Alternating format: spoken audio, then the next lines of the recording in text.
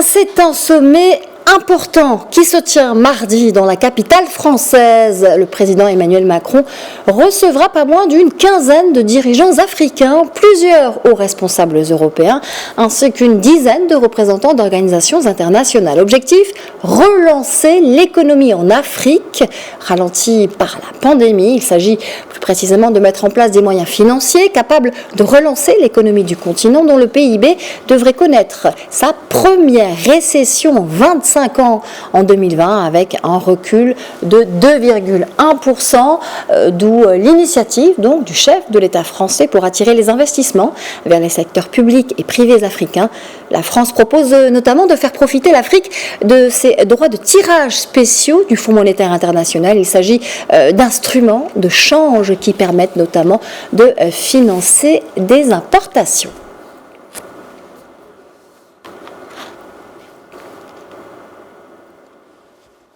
Et pour évoquer ce grand rendez-vous, nous recevons en direct depuis Zouenoula le député JBJ Olivier Vamy, qui a également la casquette d'économiste. Bonjour à vous et bienvenue dans le grand journal d'Afrique Info. Bonjour. Alors, le sommet a pour but de relancer une économie africaine qui devrait se contracter de 2% en raison de la pandémie. On vient de le voir. Quels seraient les leviers de cette relance, d'après vous ? Le principal levier, ce serait améliorer les financements des pays africains en allégeant la dette, parce que tous les budgets de ces pays à faible revenu se sont vus contracter avec la crise à coronavirus, comme vous l'avez dit. Donc, un des principaux leviers, ce serait l'allègement de la dette. D'accord. D'accord. Alors, il y a l'allègement de la dette. Justement, ces derniers mois, il y a eu un débat sur l'allègement de cette dette en raison des effets de la pandémie sur les économies. On en est où aujourd'hui précisément sur cette dette que l'on demande d'alléger ?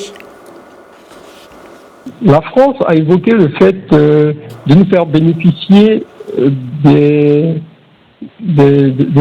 avoirs de transferts spéciaux du FMI.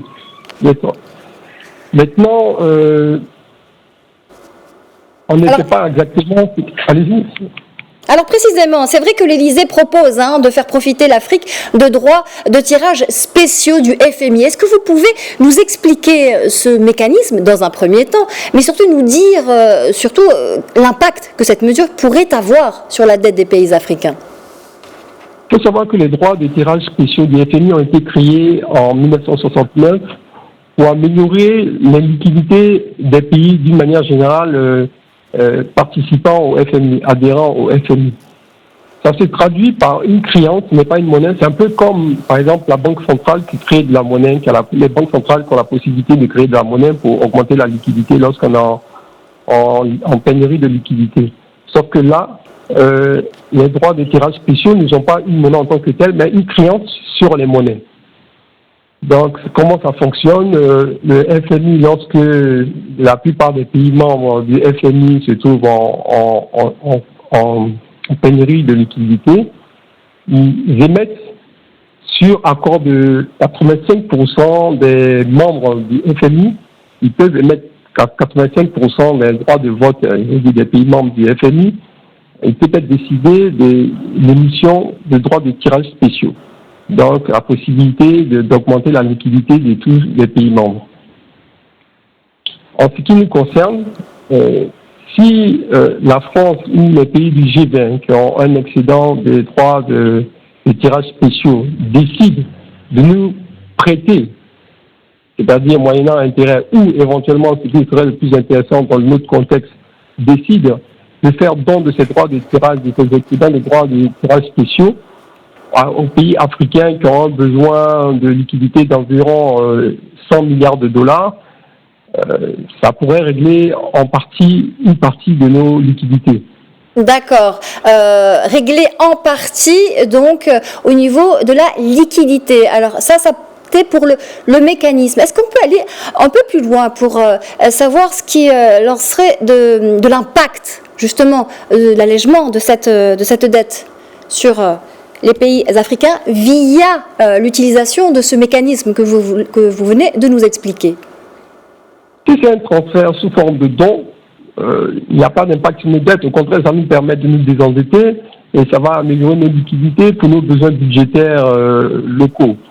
Maintenant, si ce transfert est fait sous forme, bien entendu, de prêt, bien entendu, ça va avoir un impact sur notre endettement, ça va accroître notre endettement, ça va réduire considérablement notre capacité d'endettement. Et ce ne fait que décaler les problèmes que nous vivons aujourd'hui.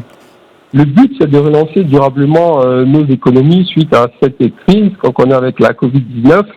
Et donc, ce qui serait le plus intéressant pour nous, c'est que ce transfert soit un don, tout simplement. Ce transfert de droits de tirage spéciaux soit un don. Ça nous permettrait, comme je disais, on peut évaluer à près de 179 milliards de dollars les droits de tirage spéciaux des pays du G20.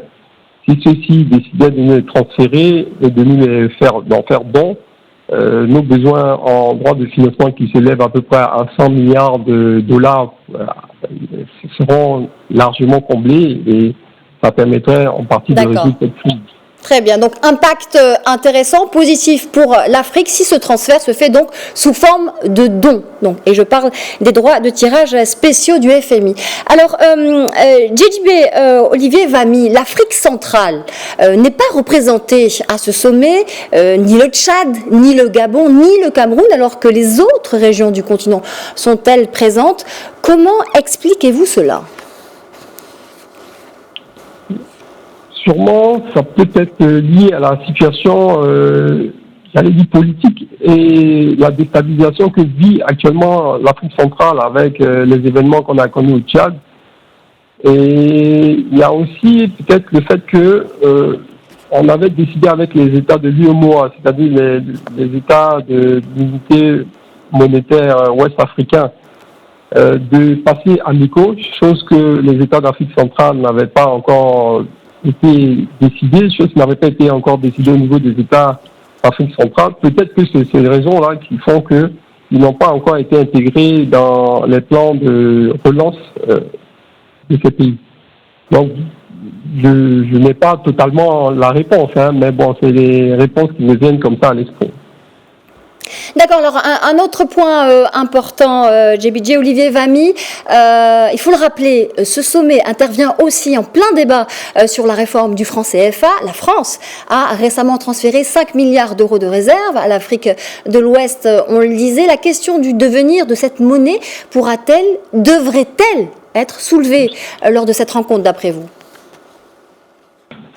Je pense qu'elle devrait être soulevée puisqu'il était prévu de passer à l'ECO déjà l'année dernière.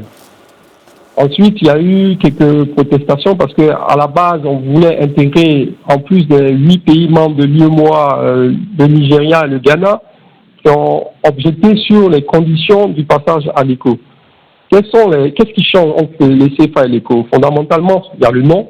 On passe du nom de l'ancien nom CFA qui avait été créé en 1945, précisément le 26 décembre 1945, et qui s'appelait à l'époque Front des colonies françaises africaines. Donc, on comprenait que c'était difficile d'avoir une monnaie qui portait ce nom, continuer à avoir une monnaie après les indépendances. Donc, bien entendu, ce nom avait été changé en communauté financière africaine, mais néanmoins, on avait vu une poussée de militants panafricanistes qui revendiquaient le fait d'avoir leur autonomie monétaire. C'est dans ce contexte qu'on a décidé de créer l'ECO. Donc l'ECO, le nom, on a changé le nom. Par contre, on n'a pas changé fondamentalement tous les principes fondamentaux, c'est-à-dire la parité avec l'euro reste pareil. L'ECO aura la même parité que le franc CFA. Ce qui est le plus important, ça permet d'avoir une certaine stabilité.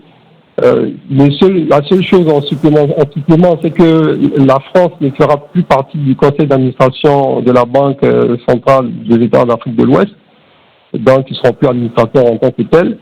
Et c'est important, c'est quand même une petite révolution au sein du monde monétaire de l'Ouest africain, le fait que la France ne fasse plus partie de cette administration. Tout à fait, ça a son importance. Par ailleurs, les dépôts de la réserve de change de tous ces pays de l'UEMOA étaient déposés à la Banque de France. 50% de ces réserves de change avaient été déposées préalablement à la Banque de France. Aujourd'hui, la Banque de France a restitué ses réserves de change à notre banque centrale et libre à nous maintenant de les placer dans les établissements financiers de notre choix. Donc ça aussi, c'est un changement majeur qui augmente l'autonomie un peu de notre banque centrale. D'accord. Donc effectivement, c'est un changement majeur. Un changement majeur, d'accord. Merci infiniment. Oui, je vous laisse terminer en quelques secondes, je vous prie. L'important pour nous, je pense, pour maintenir une certaine stabilité, c'est vraiment le maintien de la parité avec l'euro. Il y a eu beaucoup de facteurs qui ont critiqué cette mesure, mais vu l'état de nos économies, je pense que ça nous garantit déjà des investissements directs étrangers. C'est vrai, ça nous pénalise au niveau de notre production locale parce que on a une monnaie qui se retrouve de façon très forte, comme l'euro.